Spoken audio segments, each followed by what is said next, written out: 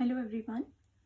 In the previous lecture, we have discussed introduction to statistic, like definition of statistic, uh, phases of statistical investigation, uses and application of statistic, and function of statistic.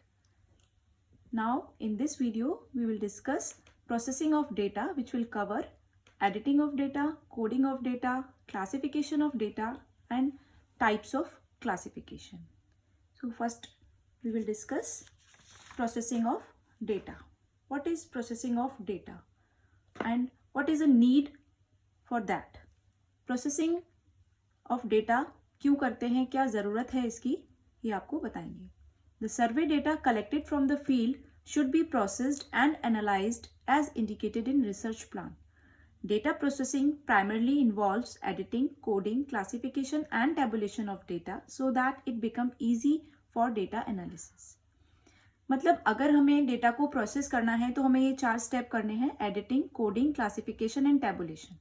तो क्यों ज़रूरत होती है data को process करने की? Data को process इसलिए किया जाता है क्योंकि हम उसे ईजिली एनालाइज कर सकें और देन उसके बाद उसको इंटरप्रिटेट कर सकें.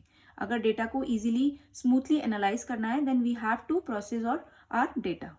ठीक है, तो we have 4 steps: editing, coding, classification and tabulation of data. So first we will discuss editing of data. Data को कैसे एडिट करना है. डेटा मीन्स इंफॉर्मेशन जो आपको रॉ डेटा जो होता है आपको के क्वेश्चनर, शेड्यूल या इंटरव्यू मेथड या ऑब्जर्वेशन मेथड से आपको अवेलेबल होता है. तो एडिटिंग क्या है? It is the process of examining the raw data to detect error and omission and to correct them if possible so as to ensure legibility, completeness, consistency and accuracy.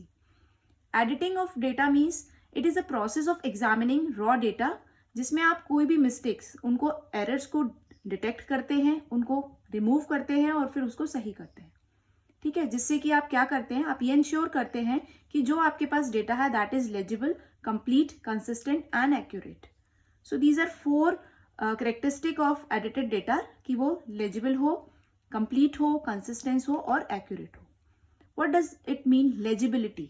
Legibility means the recorded data must be legible so that it could be coded letter.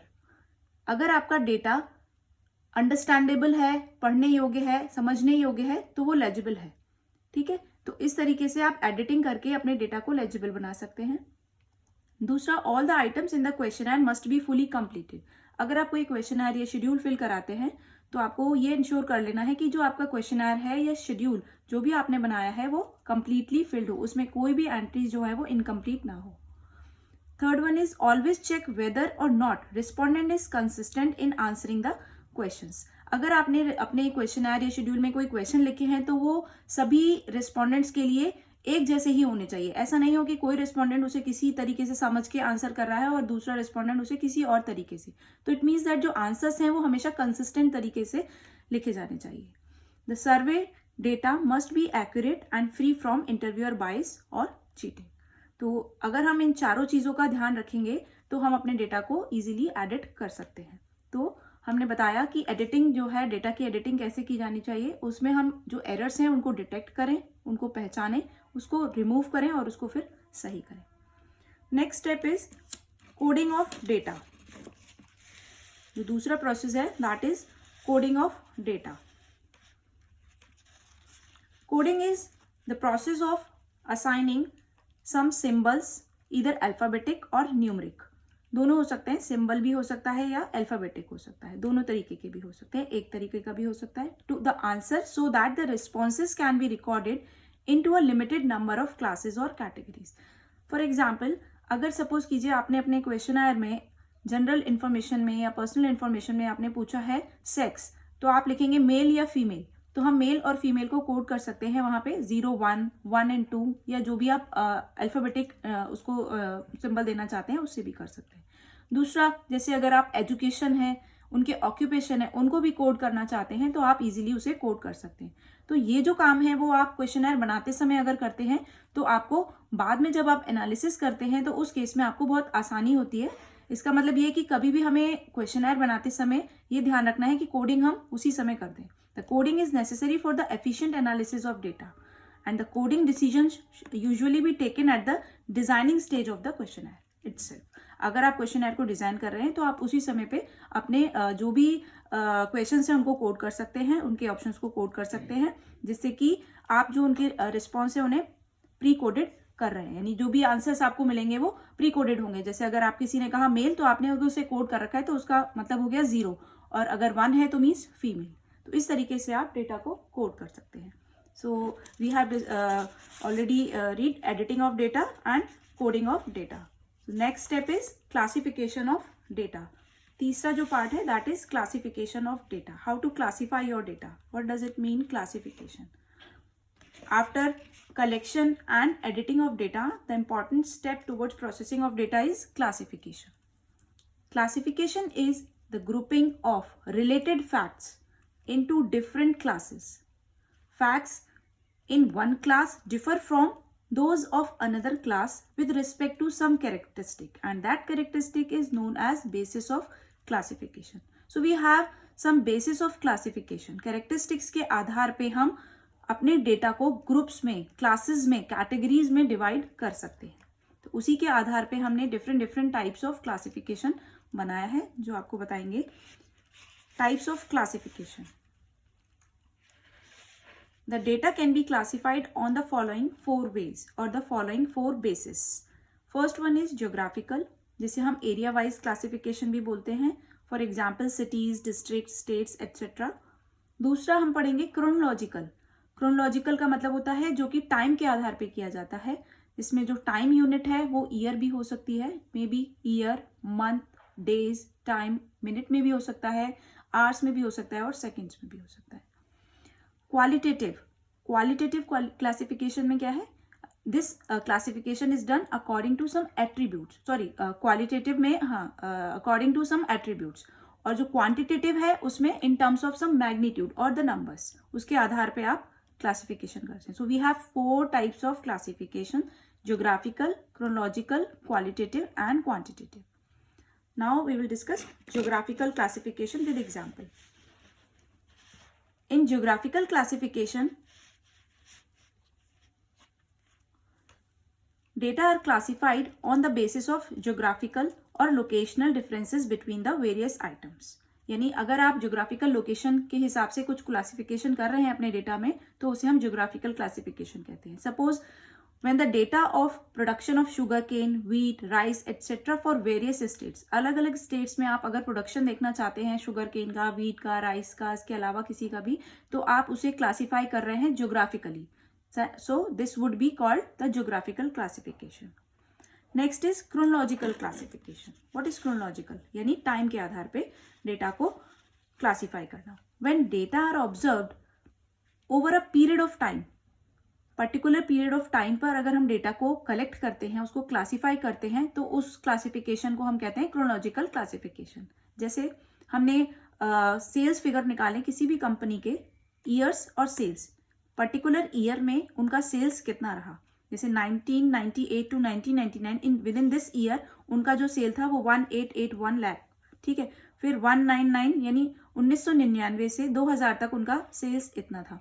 तो इस तरीके से हम जो भी distribution तैयार कर रहे हैं, जो भी हम टेबल ये हमने तैयार की है वो है, जो भी क्लासिफिकेशन हमने तैयार किया है वो है क्रोनोलॉजिकल क्लासिफिकेशन. टाइम के आधार पे किया गया, यानी when the data are observed over a period of time. This is known as chronological classification. इसके बाद आता है क्वालिटेटिव क्लासिफिकेशन. क्वालिटेटिव वर्ड जहां यूज होता है वहां आते हैं आपके attributes, characteristic, qualities. In qualitative classification data are classified on the basis of some attribute like sex, religion, literacy, color of hairs and many more. तो इस तरीके से आप जब अपने डेटा को उनकी क्वालिटी, उनके एट्रीब्यूट के आधार पे क्लासीफाई करते हैं, क्लासेस बनाते हैं, ग्रुप्स बनाते हैं, तो उसको हम बोलते हैं क्वालिटेटिव क्लासिफिकेशन. अब इसमें क्या, in this type of classification the attributes under study can not be measured. आप एट्रीब्यूट को कैसे मेजर कर सकते हैं? सिर्फ आप ये बता सकते हैं कि that attribute is present or absent in the unit of the population. Suppose blindness है तो कोई भी पर्सन ब्लाइंड होगा या नॉन ब्लाइंड होगा. It means that blindness is present or absent in the unit of the population under study. For example, if the attribute under study is blindness, we may find out how many persons are blind in the given population and how many are not. हम ये पता कर सकते हैं. It is not possible to measure the degree of blindness. तो इस तरीके के क्लासिफिकेशन में हम ये नहीं बताएंगे कि जो ब्लाइंडनेस की डिग्री है वो कितनी है. हम ये बताएंगे कि how many are blinds and how many are non-blinds. We may classify population of the basis of sex. Sex के आधार पे हम करते हैं तो मेल और फीमेल्स हम बना सकते हैं. अगर हम और उसको ब्रेक करना चाहें तो ये भी बता सकते हैं कि मेल्स में लिटरेट कितने हैं, इलिटरेट कितने हैं. उनको ये भी बता सकते हैं कि एम्प्लॉयड कितने हैं, अनएम्प्लॉयड कितने हैं. तो हम देख रहे हैं यहाँ पे तो किसी एक एट्रीब्यूट को हमने कई बार क्लासीफाई कर दिया. तो इट मीन्स दैट जब हम क्लासिफिकेशन में दो क्लासेस बनाते हैं तो उसे हम बोलते हैं टू फोल्ड और डाइकोटोमस क्लासिफिकेशन. डाइकोटोमस क्लासिफिकेशन में जब हमने दो क्लासेस फॉर्म किए हैं, ठीक है. अगर हम दो से ज्यादा क्लासेस फॉर्म करते हैं, if instead of forming only two classes, if you further divide the data on the basis of some attribute or attributes so as to form several classes, जब आपकी बहुत सारी क्लासेस बनेंगी तो उस तरीके के क्लासिफिकेशन को हम मैनीफोल्ड क्लासिफिकेशन बोलते हैं. तो मैनीफोल्ड क्लासिफिकेशन, ये आप देखिए, अगर हम पॉपुलेशन को सिर्फ दो पार्ट्स में डिवाइड कर रहे हैं, मेल और female, so this one is known as dichotomous, यानी टू फोल्ड. अब हमने टू फोल्ड से इसको चेंज किया. अब हमने चेंज किया कि मेल है, मेल को हमने लिटरेट और इलिटरेट में भी कन्वर्ट कर दिया. फीमेल को भी हमने लिटरेट और इलिटरेट बना दिया. अब जो लिटरेट पर्सन है वो हो सकता है एम्प्लॉयड भी हो और अनएम्प्लॉयड भी हो, और इसी तरीके से जो इलिटरेट पर्सन हैं वो भी एम्प्लॉयड और अनएम्प्लॉयड हो सकते हैं. तो इस तरीके से हम अपने जो पॉपुलेशन है उसको डिफरेंट एट्रीब्यूट्स के आधार पे हम उसको क्लासीफाई कर सकते हैं. So this thing is known as qualitative classification with twofold or manifold classification. इसके बाद जो नेक्स्ट आता है आपका वो आता है क्वांटिटेटिव क्लासिफिकेशन. क्वांटिटेटिव क्लासिफिकेशन क्या है? It refers to the classification of data according to some characteristic that can be measured such as height, weight, income, sales. यानी ऐसे कैरेक्टरिस्टिक जिन्हें हम न्यूमेरिकली एक्सप्रेस कर सकते हैं, जैसे हाइट है, वेट है, इनकम है, सेल है, टेम्परेचर है, बहुत सारी ऐसी चीजें हैं, प्रॉफिट, लॉस, इन सब को हम न्यूमेरिकली जस्टिफाई कर सकते हैं. जैसे कि अभी हमने क्वालिटेटिव में जो कुछ कैरेक्टरिस्टिक पढ़े जिन्हें हम न्यूमेरिकली जस्टिफाई नहीं कर पा रहे थे, हम उनके प्रेजेंस और एब्सेंस को देख पा रहे थे. लेकिन यहाँ जो क्वालिटेटिव की जगह क्वांटिटेटिव क्लासिफिकेशन जब हम करते हैं तो ऐसे कैरेक्टरिस्टिक हम यूज करेंगे जिनमें हम न्यूमेरिकली उनको एक्सप्रेस करते हैं, जैसे height, weight, income, etcetera, marks of the students also. For example, the workers of a factory may be classified according to wages as follows. These are the monthly wages and these are the number of workers. Means 4,000 to 4,500 rupees. इसके बीच में जिन लोगों की salary है वो है हमारे 50 लोग. उसके बाद है 4,500 to 5,000. So we have number of worker are 200. Similarly, this classification is known as quantitative classification. हमने जो डेटा है उसको क्वांटिटेटिवली जो है क्लासिफाई किया है. So in this classification we have two elements, variable in monthly wage and the frequency that is number of workers in each class. यहाँ पे दो चीजें हमें दिख रही हैं, एक मंथली वेजेस और नंबर ऑफ वर्कर्स. जो नंबर ऑफ वर्कर्स हैं उसे हम फ्रीक्वेंसी बोलते हैं और जो मंथली वेज है उसे हम कोई भी वेरिएबल ट्रीट कर सकते हैं. वेरिएबल लाइक जिसकी value person to person vary कर रही है.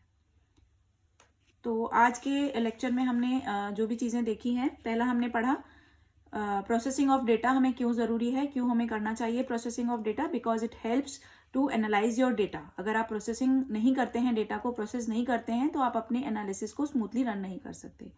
और प्रोसेसिंग करने के लिए हमारे पास 4 स्टेप्स होते हैं, जिसमें हमने बताया फर्स्ट स्टेप जो है आपका एडिटिंग है, दूसरा स्टेप हमने बताया कोडिंग है, तीसरा क्लासिफिकेशन है. और क्लासिफिकेशन के ही अंदर हमने पढ़ा कि कितने तरीके के क्लासिफिकेशन हो सकते हैं, what are the types of classification. जैसे पहले हमने पढ़ा क्लासिफिकेशन में सबसे पहला क्लासिफिकेशन जो था वो था आपका ज्योग्राफिकल क्लासिफिकेशन, दूसरा हमने पढ़ा क्रोनोलॉजिकल, और तीसरा क्वालिटेटिव एंड चौथा क्वांटिटेटिव. तो आज के लिए हमने जो भी चीज़ सीखी that includes in processing of data.